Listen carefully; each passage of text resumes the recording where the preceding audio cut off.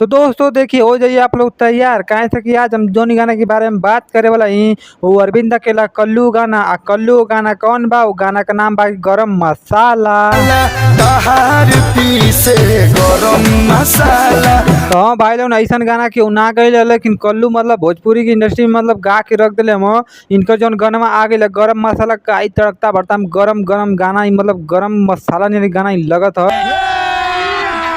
अभी मजा आएगा ना भिड़ो। तो हाँ भैया मतलब ये गाना बहुत बढ़िया गाना होखे वाला कहाँ से बहुत हिट गाना गा दिले हम शायद ही केहू ऐसा गाना गावत हो ये वीडियो में देख सकत वाला अरविंद अकेला कल्लू का लुक भी बहुत मस्त दिखत है मतलब वेशभूषा बहुत अच्छा बनैले हम मतलब मस्त वीडियो शूटिंग दियल गई। तो हाँ भैया लोगों ने गाना बहुत शानदार है गाना के हम कॉपी जरूर जाकर सुनिए लोगों ने एक बार कहाँ से कि बहुत मजेदार गाना है ना तो लोगों के वीडियो के बारे में अंदर से हम अच्छे तरीके से हम बताए वाला पूरा एकदम खोल के।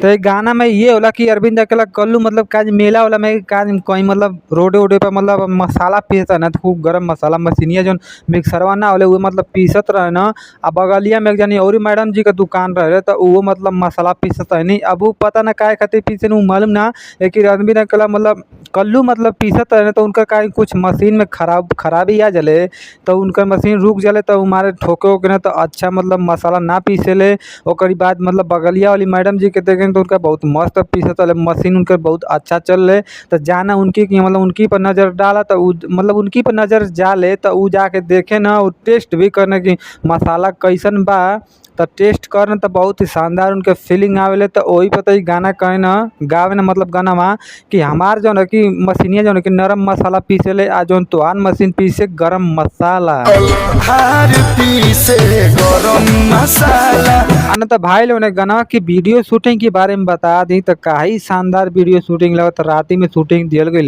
बहुत अच्छा लाइट में लगावल गई बहुत अच्छा सा डांस में दिखे के मिलत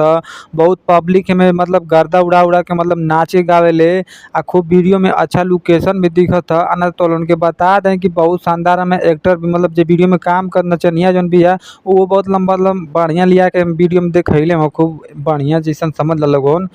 आना तो और तोलन की और कुछ बता दें ये गाना के बारे में तो ये गाना जोनी चैनल से आई लव